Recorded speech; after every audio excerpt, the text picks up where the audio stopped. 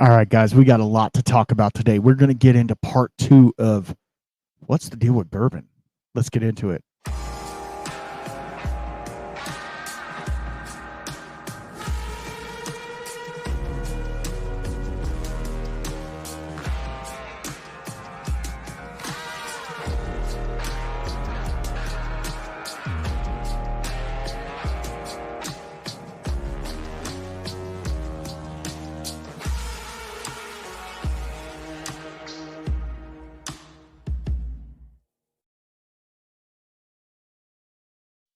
All right, guys, thanks for coming back. Today's the greatest. Sorry, don't quit your day job, right?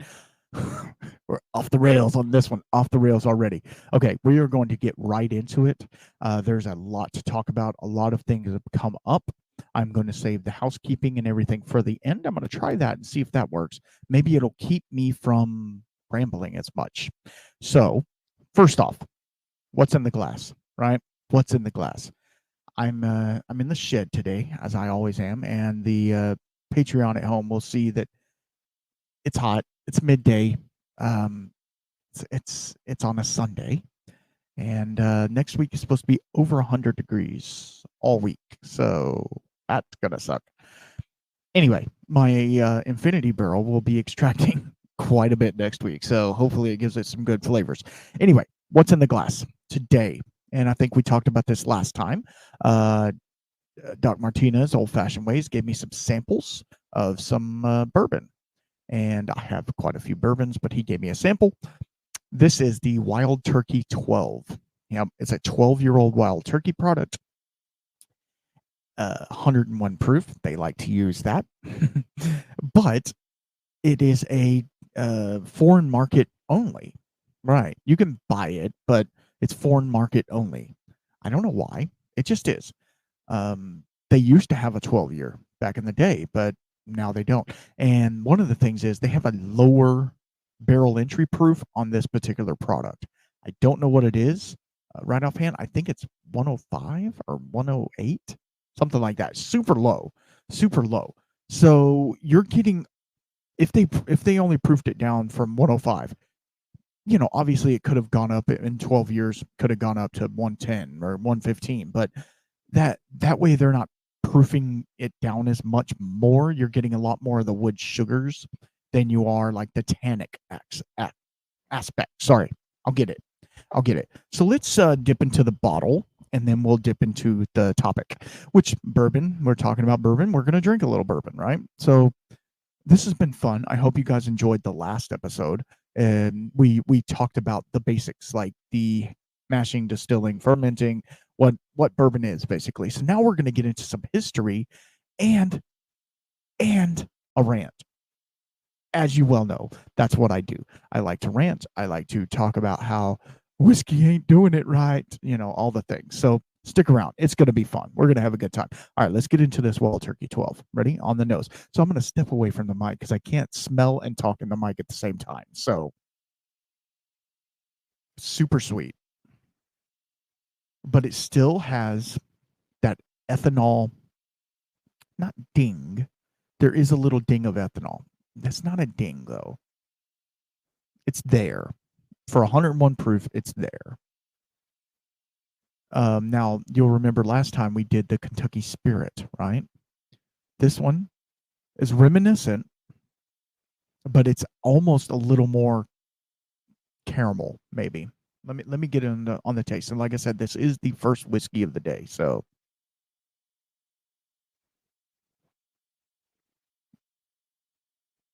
Okay. Oh, man. Okay. I'm trying to let it develop on my tongue. And as you guys well know, when you're doing a tasting or you're tasting for yourself, and if it's the first whiskey you've had, you want to just kind of drink it down. And I mean, this is a special pour, so I'm not going to be. I mean, I don't chug whiskey anyway. We don't do that.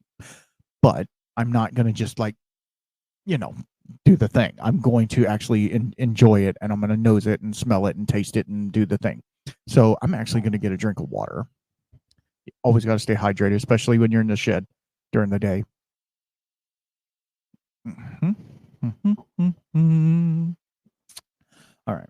Let's go back in. The nose is much the same. Maybe some vanilla pound cake, cinnamon.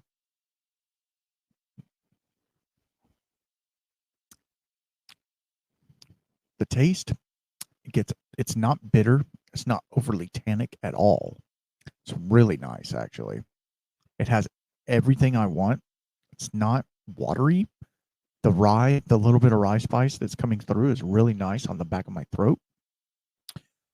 There's vanilla, caramel, a little bit of cherry. It's dusty, has some dusty notes to it. And for it being a 12-year-old bourbon, you would think it would be, you would have the cigar and the stuff like that. It has a tinge of the leather, maybe. You know, you ever have a leather candle, right? How leather candles, they don't really smell like leather, but they're kind of leathery. It's a little more sweet than leather. Yeah, that's kind of what it's like. Very good. Thank you, Doc. I need to message him and say, hey, I've given you 2 shout outs on my podcast now. Like, good Lord, what am I doing here? Anyway, so let's get into it. Like I said, I'm trying. I have all of those at home are going to see I have notes upon notes upon notes upon notes upon notes upon notes upon questions upon, no, not questions. Comments. Comments about a topic. I thought that would be fun. So I might have two headings on this, or it might have a underlying hidden heading, because I want it to be part 2, right? It just needs to be part 2.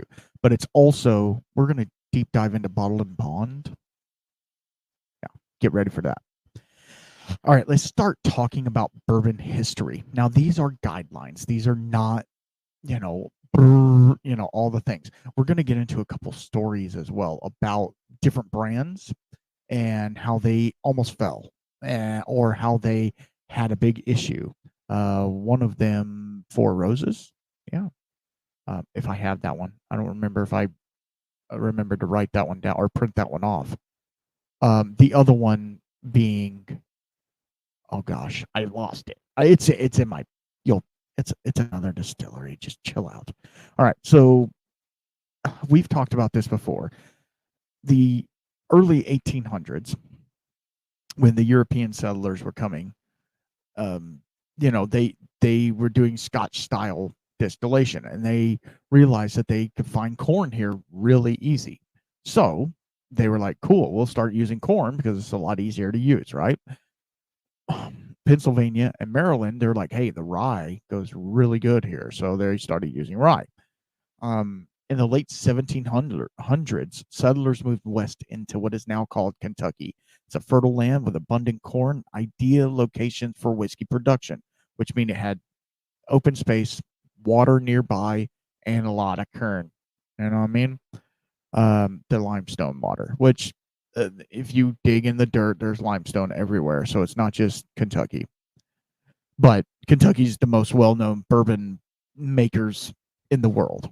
So in the late 18th century and early 1900s, Elijah Craig, he was often credited, though debated, to have his first aged whiskey in a charred barrel, which gave it a distinct color and flavor.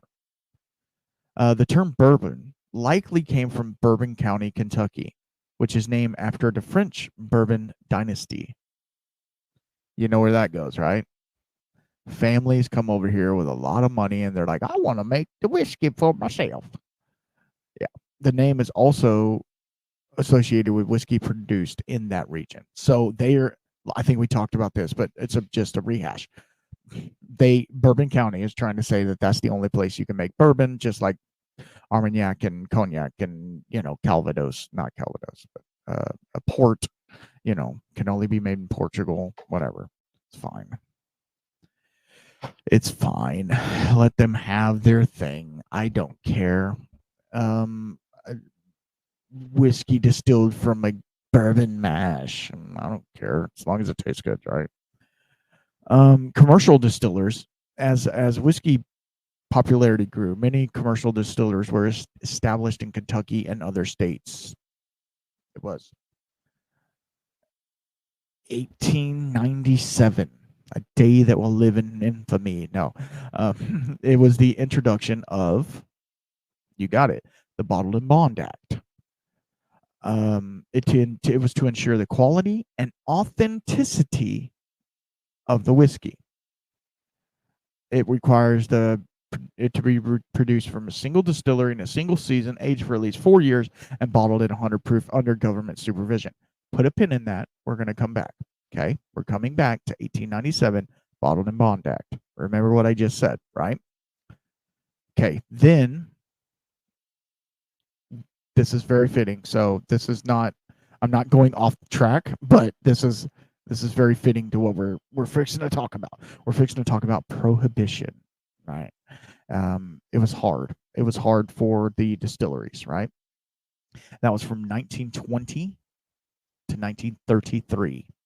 Okay, so I think I told y'all this. Sorry, my leg is sweating. My leg is sweating, and it's like running down my leg, and it feels, yeah, it's hot in the shed, bro. I just gotta get over it. It's fine. I haven't taken a shower yet. It's fine. So prohibition was hard because it hit a lot of people. But I think I talked to y'all about this before. I just finished. I finished it. Peaky Blinders. Yeah, it was a hard one for me to get into a while back when it was hot. So I waited, watched some other British shows, and then came back to it. Okay, awesome, totally awesome. Not kid friendly. Totally awesome show. The ending left me a little upset. Not gonna lie. A lot of loose ends. A lot of loose ends. Hoping for another season, right? Supposedly. Or a movie. I think I heard something about a movie. It doesn't matter.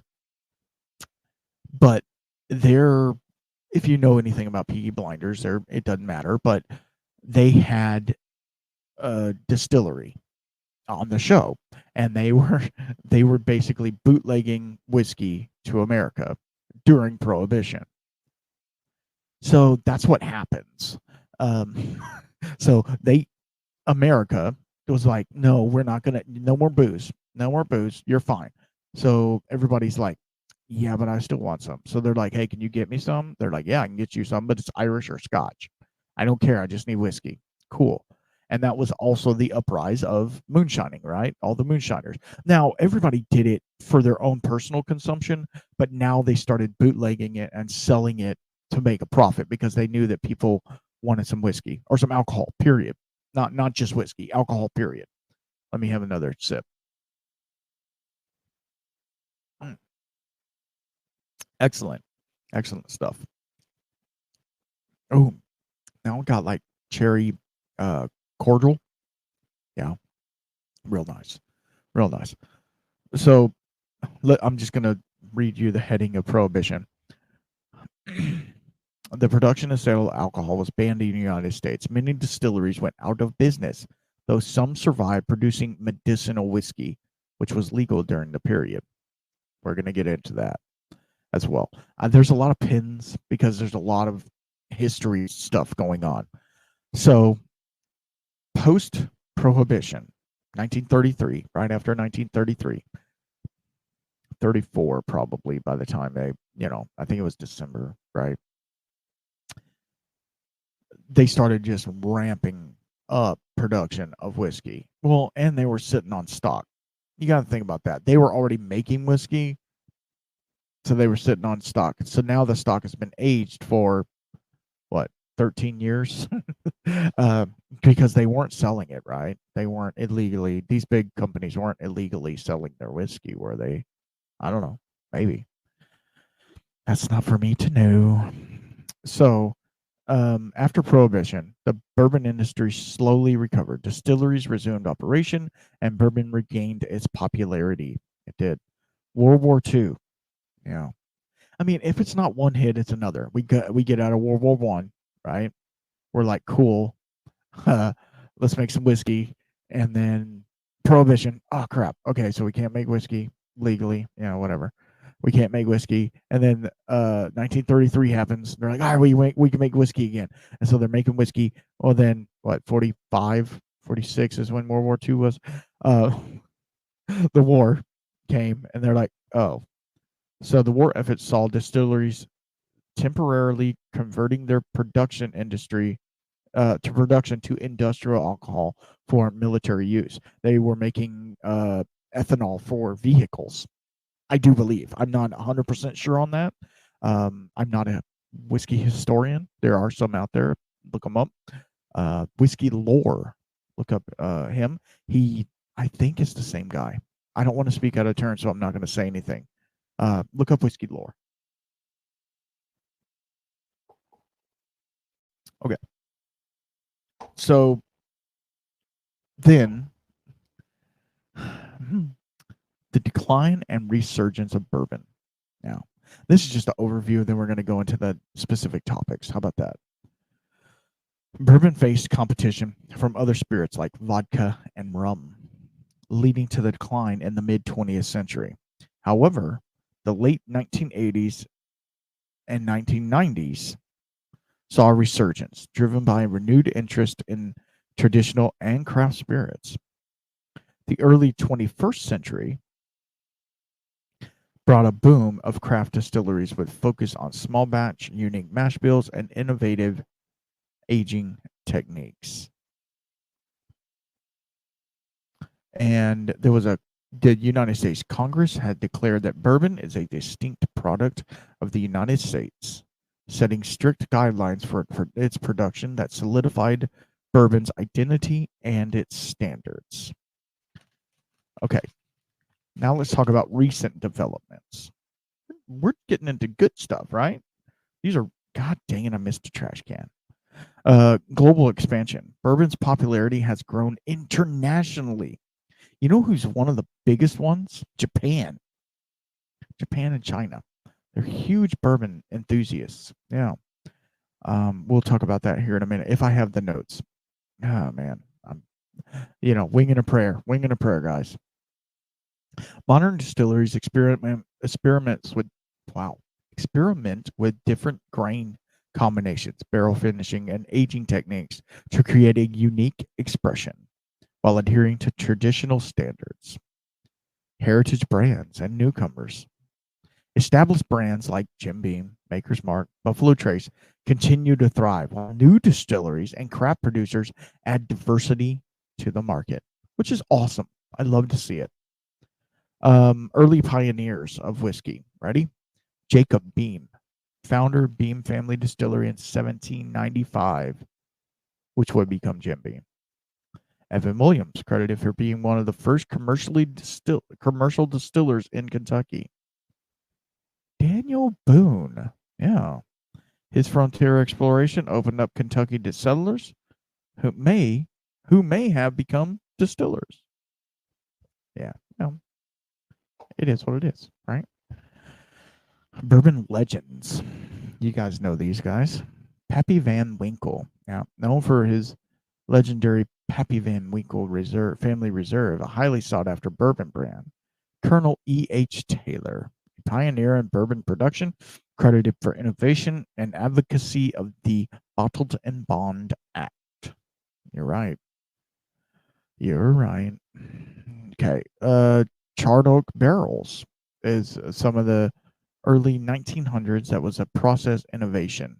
The practice of aging whiskey in a charred oak barrel became a standard, enhancing the flavor and color. Sour mash process was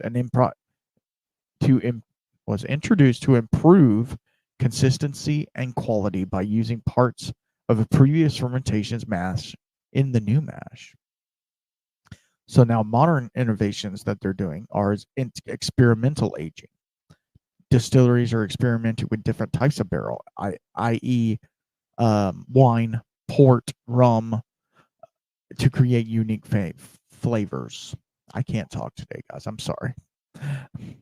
Sustainability. Modern distillers are focused on sustainability, including energy-efficient productions, waste reduction, and sourcing local ingredients.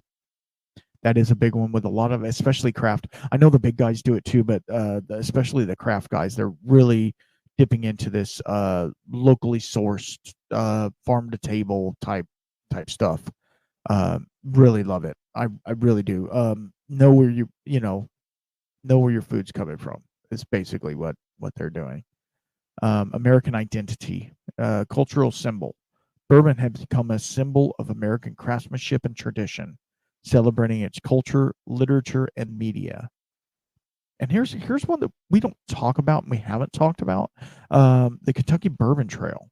Yeah. It attracts tourists from around the world, offering tours and tastings to these renowned whiskey distilleries. By understanding the rich history of bourbon, you can uh, you can you can highlight the evolution, challenges, and triumphs of this iconic American spirit. And I know last time I'm just I'm rolling through it, brother. I'm rolling through it. Last time we got a little choked up. We got a little choked up about America, right? And I want to give you a little background on that. Um, so we have a lot of things going for us here in America. A lot of really good things are in our essence. I'm able to come to you in this podcast and give you my opinion. Opinion. Yeah. These are all opinion based, things here. And then we have excellent guests on, right? Uh Gavin Topel. We just had Gavin Topel on from Real Spirits. That was an amazing show. Amazing show. He's a great guy. Gave me too many whiskey bottles, but actually not whiskey bottles. There was the Pachuga, which was really fun. That was really fun. I love whiskey. Don't get me wrong, but I like to try other things too sometimes. It's not all about whiskey. It's all about the whiskey, but it's not all about whiskey. It's the story, right? It's always the story. So I say that to say this. Let's move on. So, do we want to talk about? Let me look through my notes real fast. Go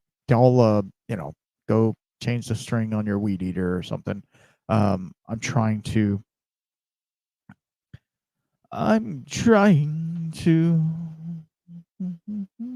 All right, let's talk about this. This is kind of cool because I did not. I am such a dummy. Here's two stories about bourbon. Okay.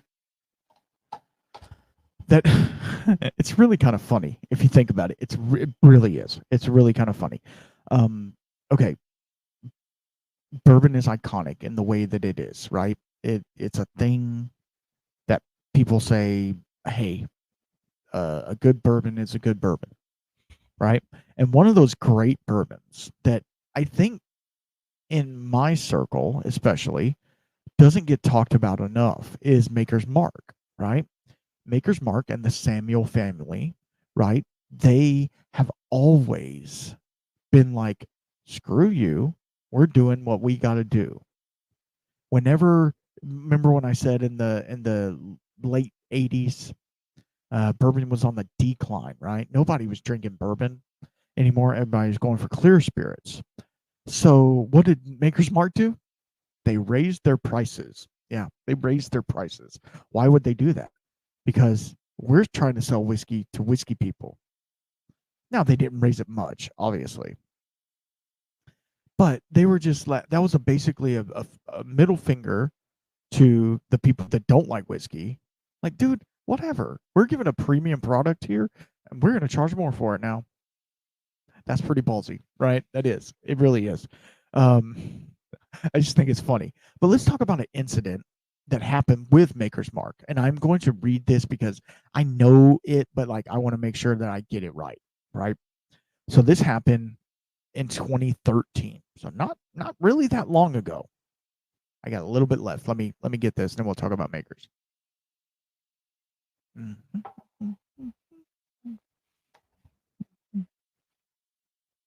Okay. Maker's Mark is known for high quality bourbon and has maintained a consistent 90 proof or 45% alcohol by volume for decades. The brand was proud of its heritage and consistency in delivering a premium product. And if you don't know about Maker's Mark, it's a wheated bourbon, right? They don't use any rye, so it does have a different flavor profile. So in early 2013, Maker's Mark announced that they would lower their alcohol content from 90 proof to 84 proof. making it 42% alcohol. The decision was made in response to increased global demand and a concern about potential supply shortages. The brand stated that it was slightly lowering the proof that they could stretch their supply to meet the growing demand without significant alterations of the taste. That's not horrible. But just wait, there's more. Public backlash. Yeah, the announcement led to immediate and intense backlash from its customers and fans of the brand. Many felt the decision compromised the quality and tradition of Maker's Mark. The brand's loyal customers expressed their displeasure through social media, emails, and other channels, fearing that the change would affect the taste and overall experience of their bourbon. These are die-hard Maker's Mark guys, right? 2013, I'm trying to think where I was. I don't think I had any Maker's Mark, on the shelf at that time. I would love. Okay, so what happened was they put a bunch of 84 proof out on the market. Well, okay, that leads me to the next thing. Reversal, as duh, right?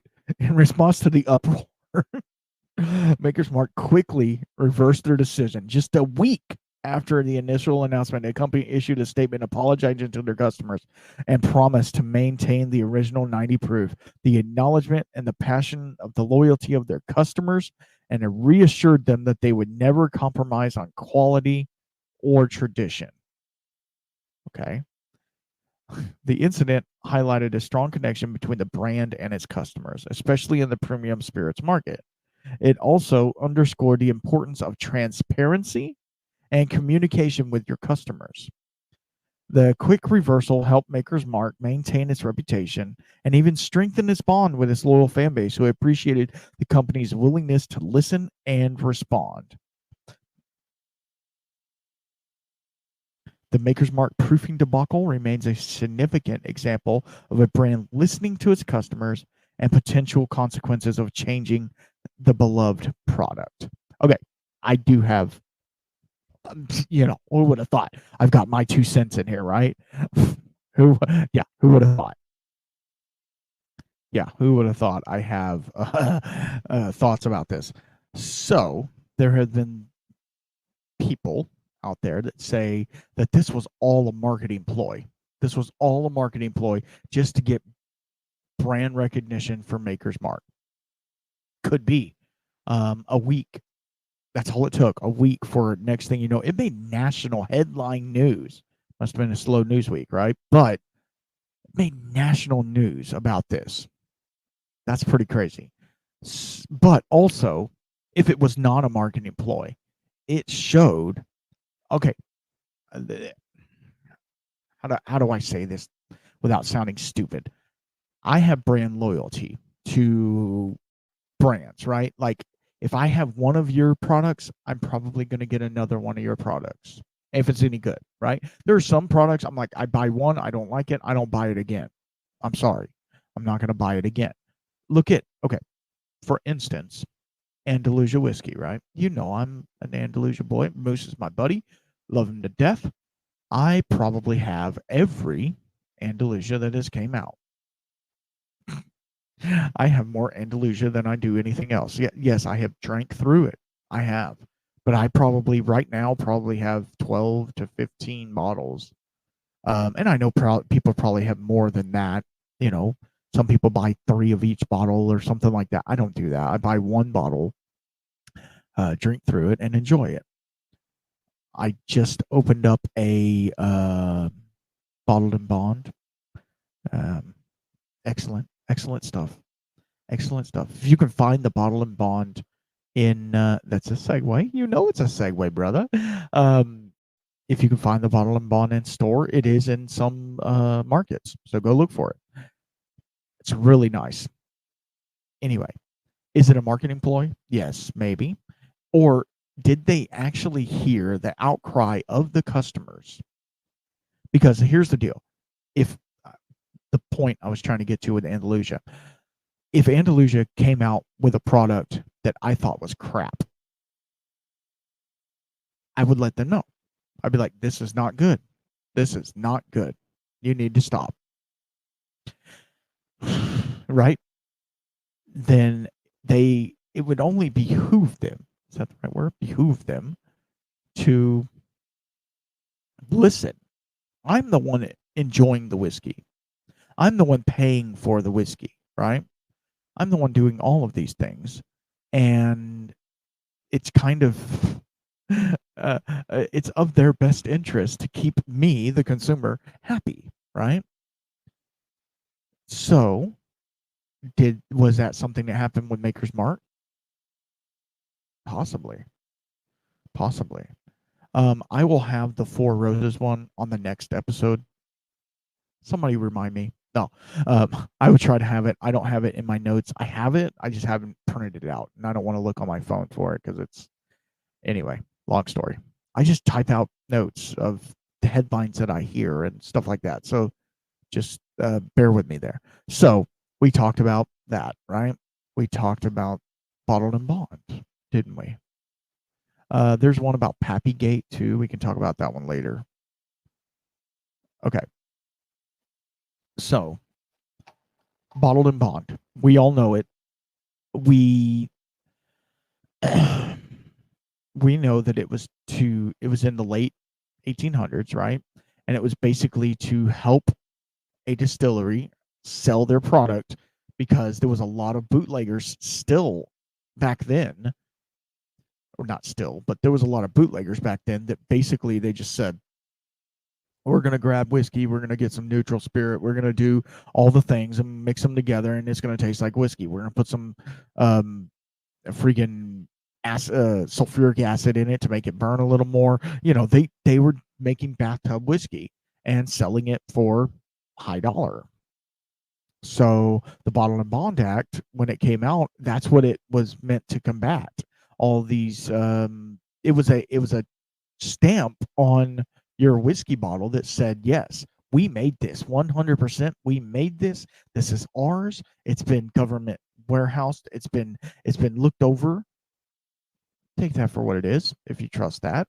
But you know what I mean? We made it. My head distiller made that out of this season. Okay. So I have asked all of these people who commented if I could use their comments on said podcast. I do not have their names. I'm not going to name anyone. So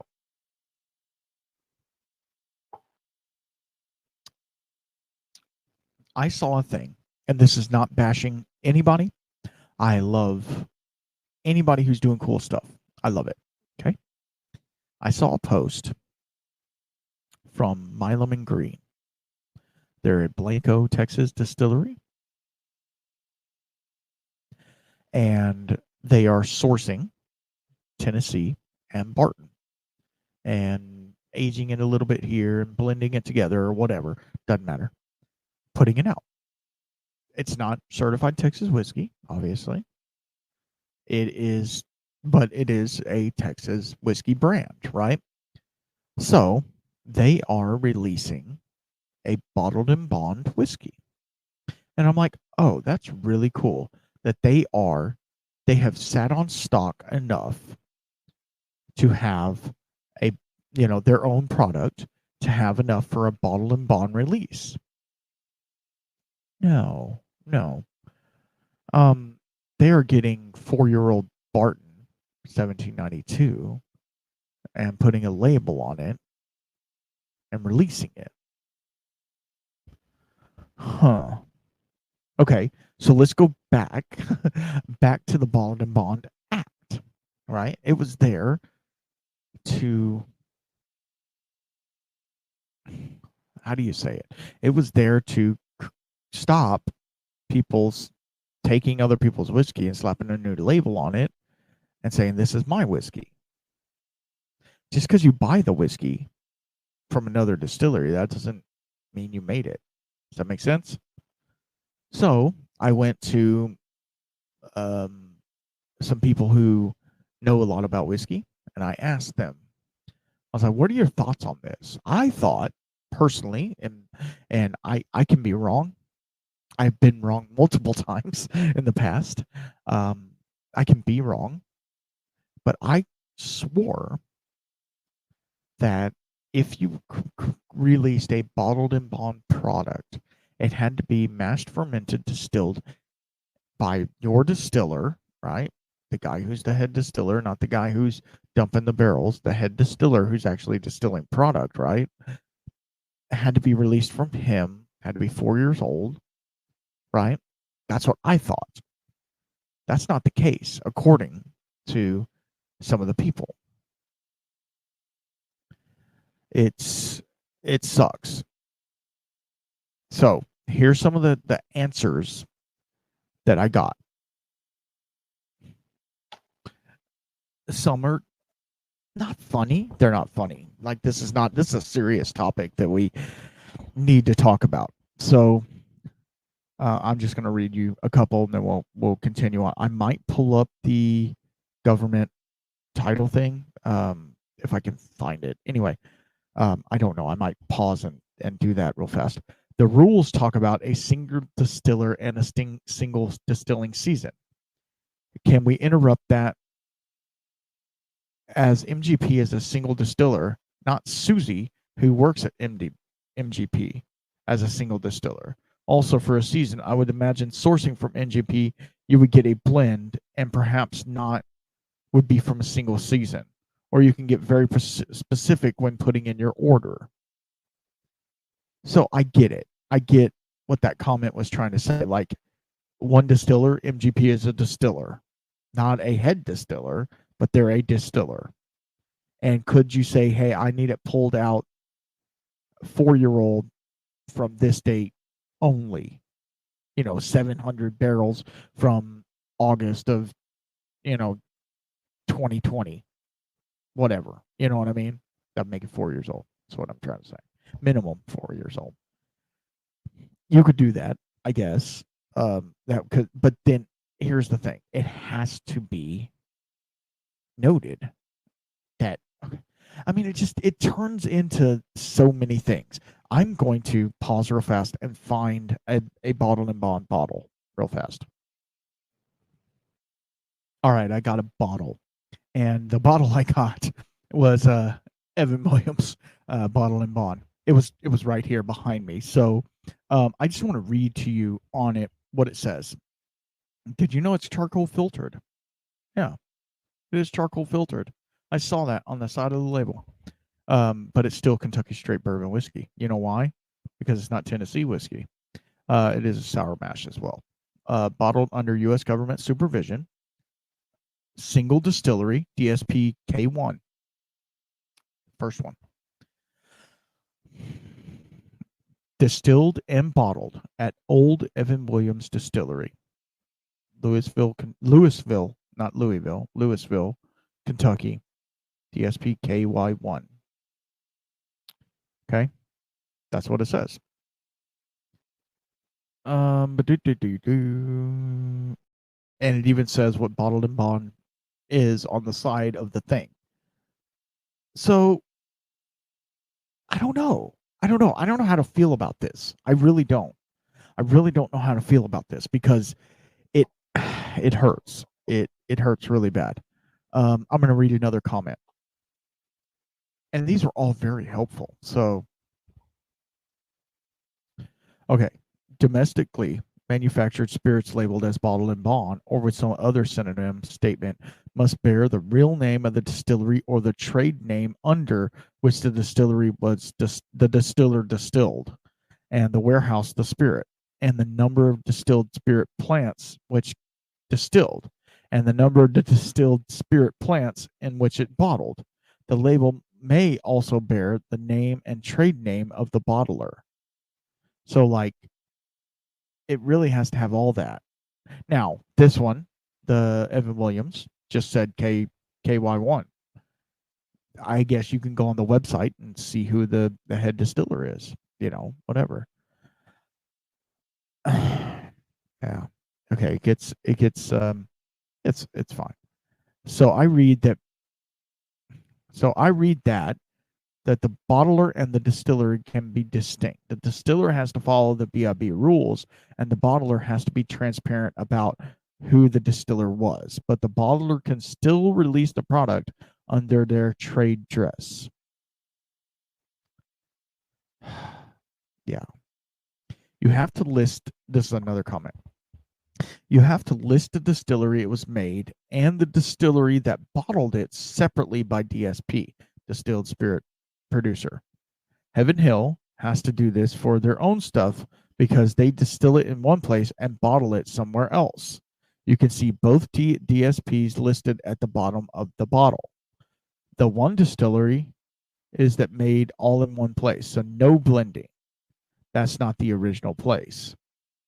So I will tell you, this Evan Williams, it does have 2 DSPs on it. Okay, it has distilled and bottled by Old Evan Williams Distillery, Louisville, Kentucky, DSP KY1, and then Bardstown, KY DSP KY31. So they bottled it at Bardstown, which when we talked to Mitch Weddle, right? Evan Williams is owned by Heaven Hill, right? When we talked to Mitch Weddle, that's they were doing the old Bernheim is what makes Evan Williams, I guess. And so they distilled it there and they bottled it over at Bardstown. It's the same company. No, that's what I'm saying. At least it's the same company. Yes. Okay. That even to me, reading the nomenclature on the paper, that to me even is like, I understand distilleries when they expand and keep expanding, they can't be all on the same property, right? The property just turns into like this huge conglomerate, like, 700 football fields worth of rick houses or whatever. I get it. You can't have everything in one location. You have to have an off-source branch that distills, and that's they're not the pretty showroom that everybody wants to go see and dip their finger in the mash and do the thing. These guys are out there working. You know what I mean? And it's hard hat only type area. You know what I mean? We don't need all the kids running around. Why is your kid at a distillery? Anyway. So that makes a lot of sense. Okay, so here's another one. And I asked them, if I could use that, and he said he didn't have a problem with it. The BIB law is really nice to have at the end of the day. The problem is that the TTB is fallible, and the agents don't always know the laws, and the people working at the distillery don't always know the laws well enough either. Yeah, it's like, okay, and this is a caveat inside a caveat. So I'm a plumber. Been plumbing for way too long, 23, 4 years. Anyway, I'm a master plumber, own my own company, blah, blah. I don't make any money, so don't just stop. I'm literally in my 100-degree shed talking on a microphone right now, trying to make a little extra, if you know what I mean. But whenever I call in for an inspection on something, right, we have to get inspections by the state or the city. Like I have a job I'm doing next week where I have to go to another town. Well, I had to register in the town and all that. I thought I already was, but anyway. And then I have to call in for inspection. And it's the same thing that they're talking about. The inspector comes, he doesn't really know what he's looking at. He's just like, yeah, you're good. Peace out. Give me $100 or whatever. I get what they're saying. Like these people, the distillers are just making whiskey. That's what they're doing. They don't know if it meets the guidelines or not, which to me, as a consumer, reading that, it makes me concerned, right? It does make me concerned. I'm not saying that Evan Williams isn't doing everything under law to make it bottle and bond. I'm not saying that at all. I'm saying what happens with the other distilleries that are saying they're producing a bottled and bond product, and it's not even their product. How can you produce? This is me. This is opinion. How can you produce? And I mean when I say produce, I use that very loosely. How can you produce a bottled and bond product if you did not freaking make it?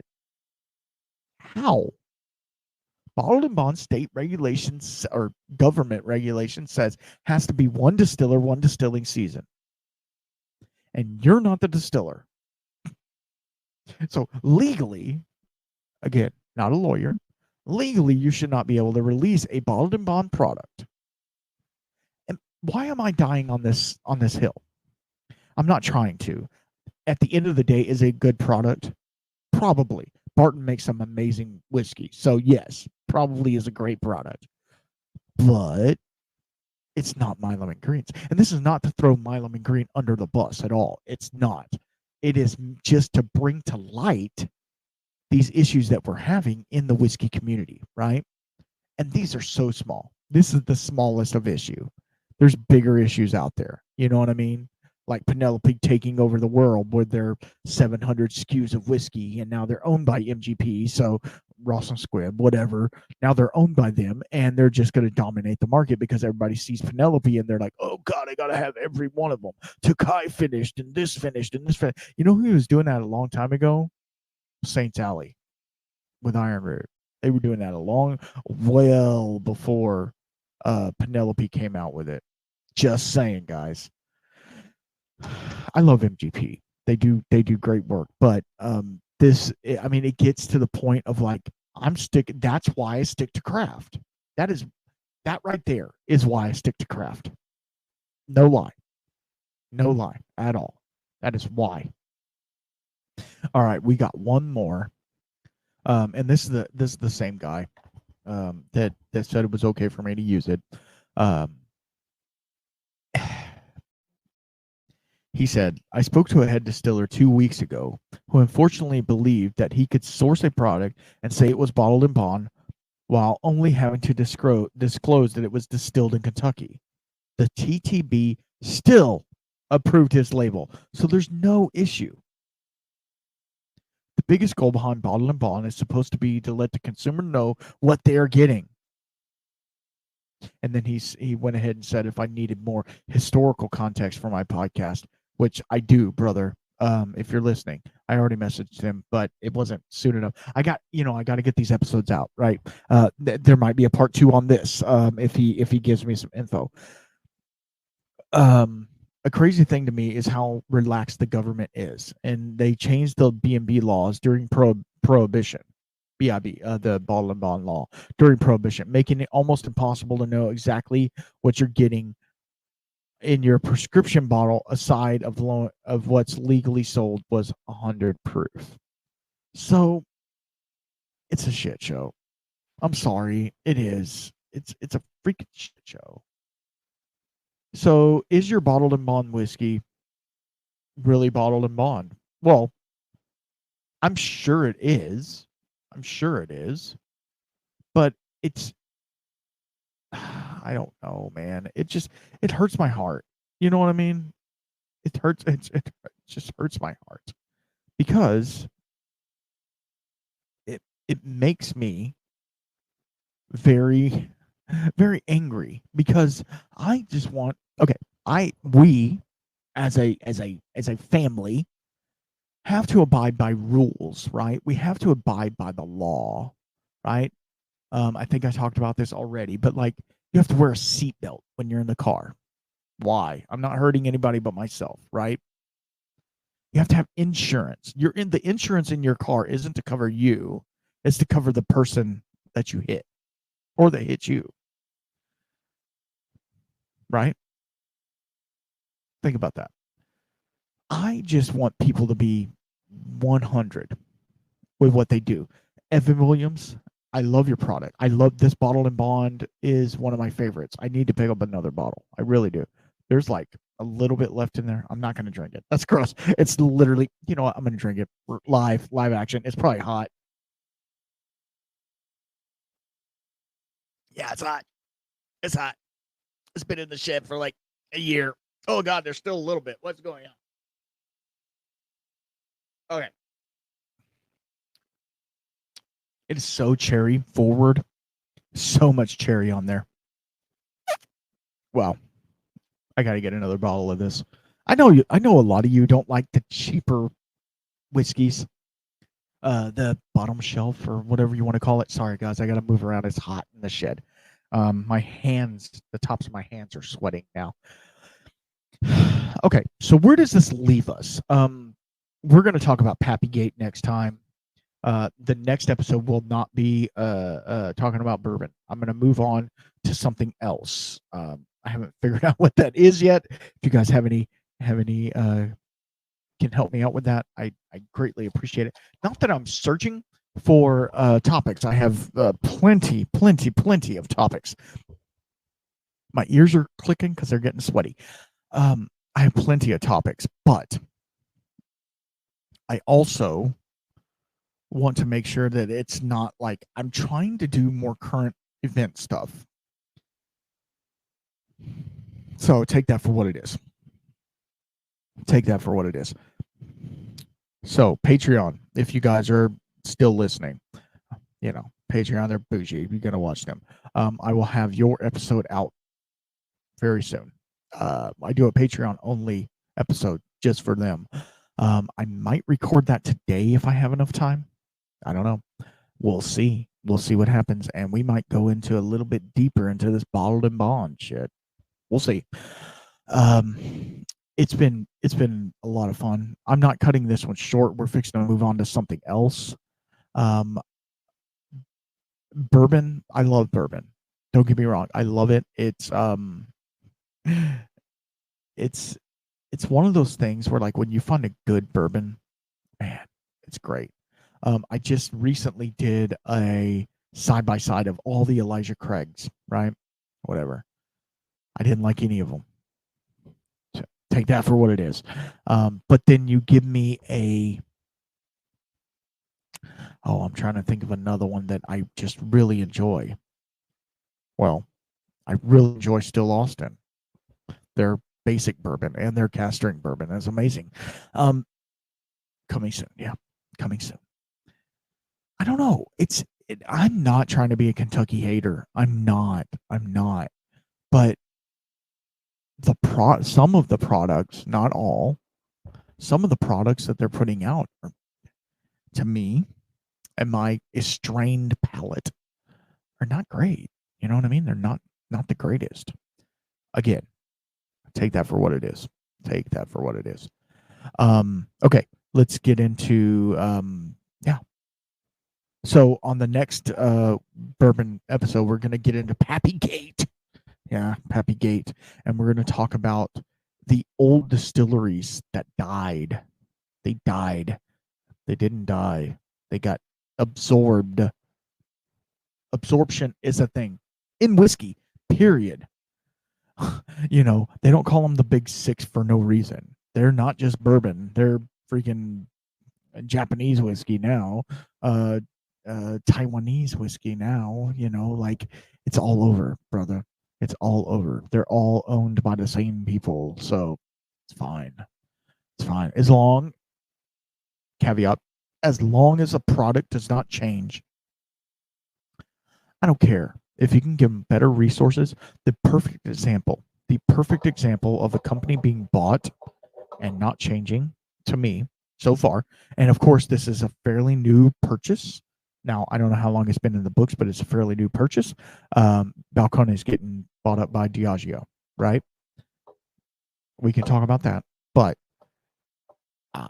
that Balcones Mirador Eclipse, holy crap. Emma, you're a beast. Now, I know she had a hand in it, but not all the hands, right? Holy crap. That's good. And I need to pick up my bottle of Live Oak. There is a Balcones that they barreled in Live Oak barrels. That's my buddy Kyle, you know, from Crowded Barrel. My buddy Kyle. Anyway, hook me up. So let's get on to we got a lot of stuff in the fires. Really cool distilleries coming up. Coolest one. Not coolest. I don't want to say coolest. Maybe. No. All of the people that have took the time to talk to me, little old me, right? Little old me in the shed, sweating my ass off, right? All the people who have taken the time to talk to me. And I'm talking, let's go back to Moose, very first one. Jesse from Still It, Bearded and Board. So during the Hurricane Burl, right, hit Bearded and Board's house. A piece of wood went, or a tree went through his freaking roof. Yeah. So stay tuned. I might try and get him back on the podcast. He did an amazing job. And that was when I was, early into my cancer journey. So it'd be nice to get him back on and shoot the understanding a little more when I'm not so volatile. Anyway, all of the people. Some of my favorites so far, and we're on episode 76, guys. 76 episodes out there. Some of my favorites have been Natterjack. I mean, by far, Natterjack was amazing. Robert from Iron Root, he's a storyteller. Alan Bishop, my buddy Alan. Obviously Moose, it holds a special place in my heart. That episode with his stupid background. Go watch that one again. I'm actually gonna post it on YouTube, repost it on YouTube, because it was such an idiotic background that he had. Some foot-long hot dog with no, it was a Subway sandwich with an arm. I don't know. It's weird. But like recently, JT Millick, Dad's Hat, all of those guys. Yeah, I mean, and they're only cool. Lost Lantern. I know. Lost Lantern, game on my show, our show, not mine. It's ours. At this point, at 76 in, it's our show. Those of you who are listening right now are OGs, and if you're not, I love you anyway. And speaking of love you anyway, I want to talk about somebody who doesn't get enough credit. He doesn't. I'm sorry. And that is none other than Zach Smith. Yeah. Zach Smith with C. Smith Whiskey and Mixology. That guy is doing some amazing things in whiskey, and nobody knows about it. Besides me, obviously. I try to repost everything that he does. It's just my way of showing thanks to him. He's an amazing dude. He curates cocktails. He has a cocktail a week, short story of the week. He's doing the long yards, guys. He really is. Y'all need to go follow him right now. Link in the description, like always. Always. And even if he doesn't sponsor me anymore, I'm still going to sponsor him. He's my, get clean buddy. No, I don't know. Level 3 whiskey sommelier.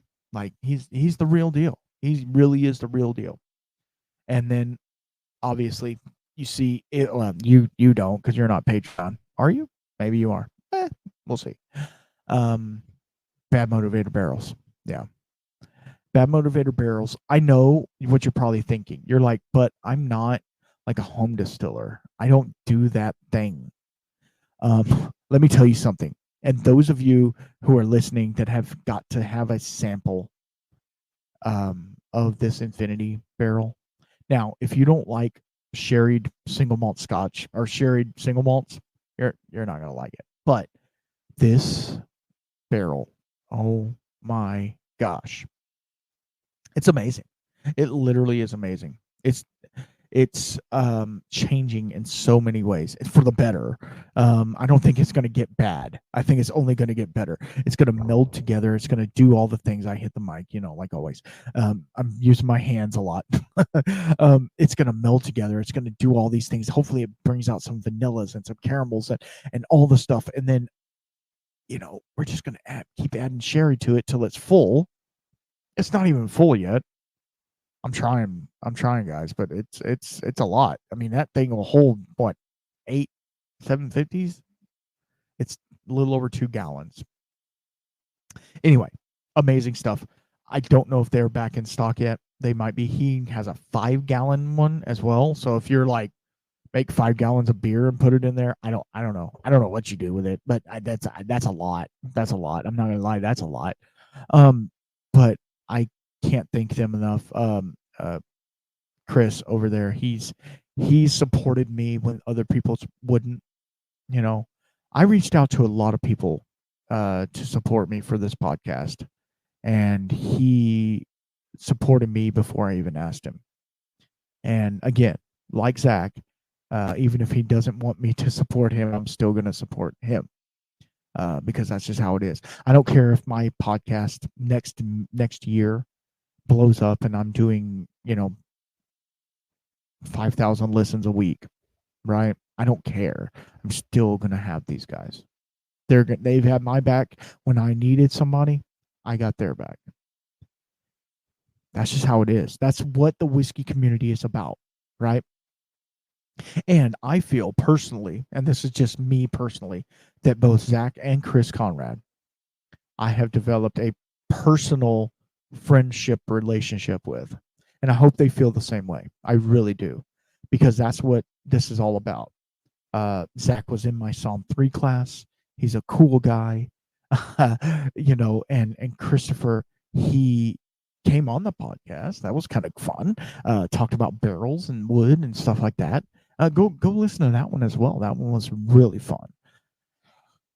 I don't know. When you nerd out on something and there's somebody else you can talk to about nerding out about the certain thing, that's so cool. It's so much fun, right?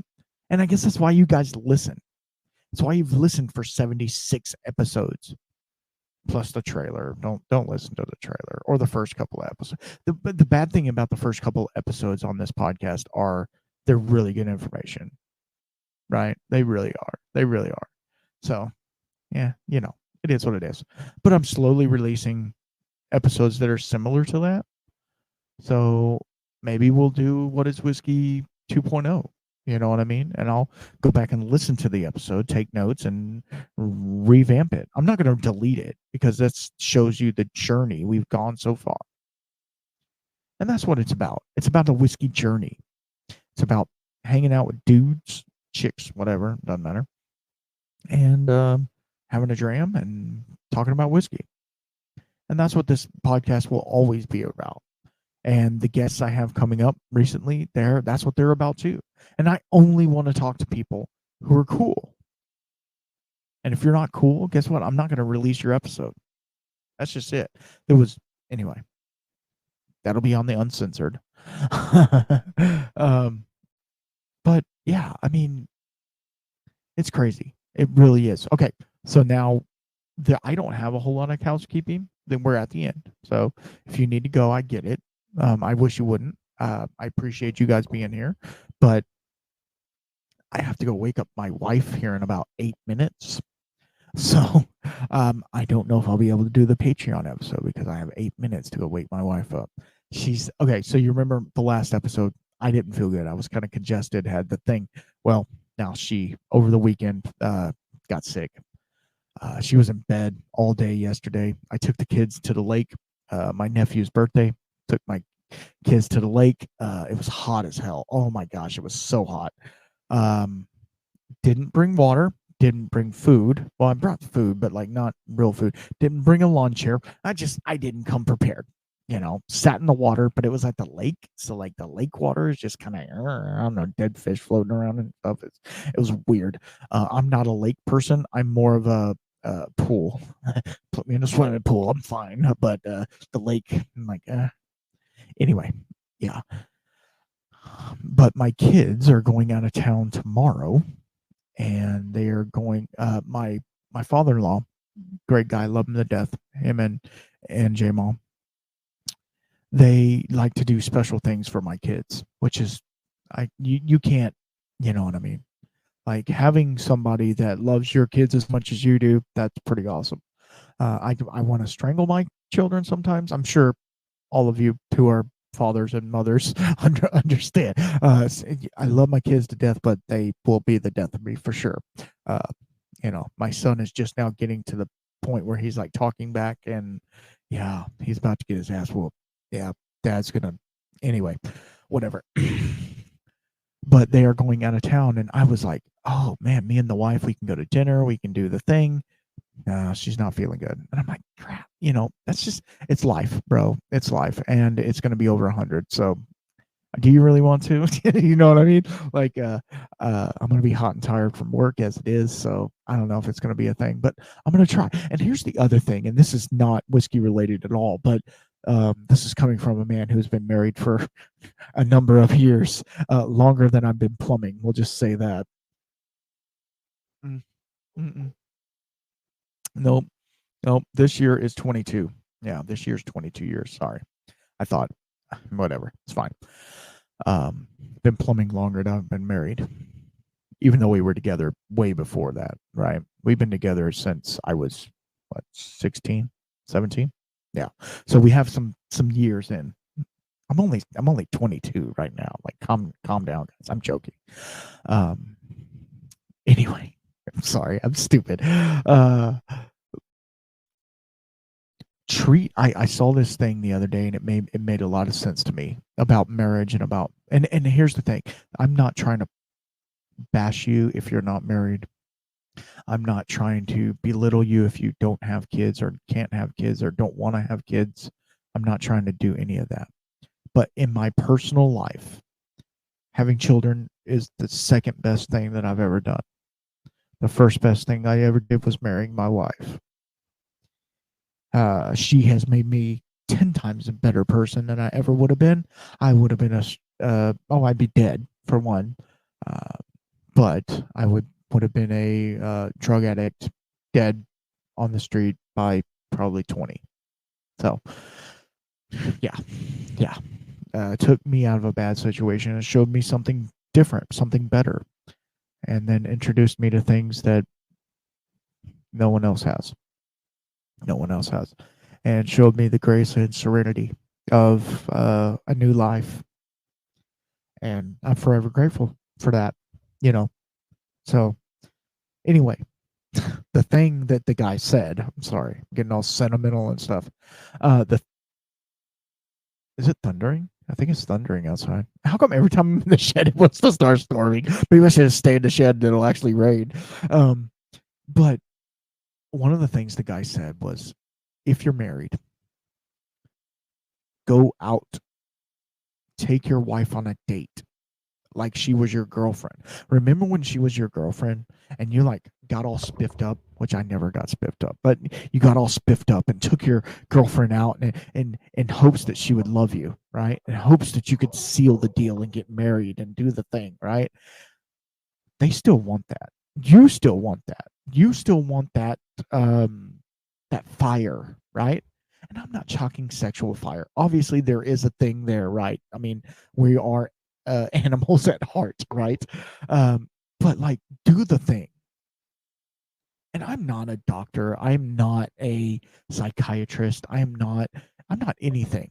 I'm just a dude, right? But I'm telling you, if you want to keep your wife happy for a long time, act like you're still dating. Don't be like, oh, I got the wedding ring. Now I can do whatever I want. I don't care about anything else. What's for dinner tonight? Type thing. No. Spontaneous. Say, hey, we're going to dinner. Just you and her. I got a sitter already. Somebody's watching the kids. You and me are going to dinner. Even if it's an hour away from life. And I'm not saying that I'm perfect at this. I get stuck in my rut too, right? We all do. But an hour away, um, you know, go do a couples massage. I would never do that. I don't like people touching me, but take her to get a pedicure. You know what I mean? Or him. I don't care. I don't care what your persuasion is, right? You have to show up. You have to show up in the relationship. I'm tying this back to whiskey though. If you're a whiskey enthusiast and you truly love a brand, Evan Williams, whatever, show up. Support them. Support the things they do. Call them on their BS when they're trying to reduce the proof, like with Maker's Mark, right? Call them on that and be like, I love you guys. I love you, but you screwed up. Call them on it. And support your brands. Support the people that you love. And if you want to support, you can go to patreon.com/the whiskey shaman. I got you, brother. I got you. That's fun. That's fun. But I say all that to say this, and I'm sorry. I'm sorry. I get sentimental. I get to talking about stuff that's not whiskey related, but guess what? It's not all about whiskey. It's about life, and it's about love, and it's about treating each other with respect and care, right? That's what it's about. Everybody calls me right when I'm trying to do a thing, right? That's what it's about. Whiskey is happening around you. Go out there and find it. Go to a distillery, go hang out with people, and eventually you will find a whiskey and a niche to where you're like, yes, that's it, that's the one. But explore whiskey. I guarantee you, there's a distillery close by. You know, it's a little bit of a drive, but it's not too far, right? Go find them and see what they're doing. I don't care if they're making whiskey. They might make rum, gin, vodka. I don't care. Go hang out with people. That's the thing. Like the and this get on one little soapbox and then I'm done. Okay, so the world right now is so face to face, aka through your phone, right? AKA through your phone. We're FaceTiming, we're watching live streams, we're watching other people do the thing, right? Okay, that's fine. But having face to face contact with a distillery, going there, trying their product, whatever it is. I recently went to a Round Mountain Rum, right? Had an excellent cocktail. Got to talk to those guys over there for a while. I should have recorded it. I really should have. So you guys could hear his story. He's DSP like 2 or 3. Yeah. He's been doing it forever in Texas. Doing his thing, right? And that's the thing. All of this is happening around you. Go out there and enjoy it. Life is too short for you to miss out. And if you guys are healing from things, I get it. You can't do it right this second. But when you get better, you can go and you can do the thing. And you know what? If you're close by, hook me up. Look me up. We'll go hang out. We'll have a beer. Or not. I mean, I don't really drink beer anymore, but, we'll go do something. All right, guys. I got to get out of here. My wife's, she has to get up right now. I got to go. No, my mom's coming. Like on Jerry Maguire, when you see the little head behind the couch, my mom's coming. I got to go. Yeah, it's kind of like that. No, y'all be good. Thank you again for listening to my ramblings and my stories and my things. Let me know what you think about this whole bottled and bond thing. I really want to know. I will try to have a poll on here. Let me know what you think about it, because to me, it's a big deal. I don't know about you. Let me know. Y'all be good. I love you all. And until next time, keep your spirits up.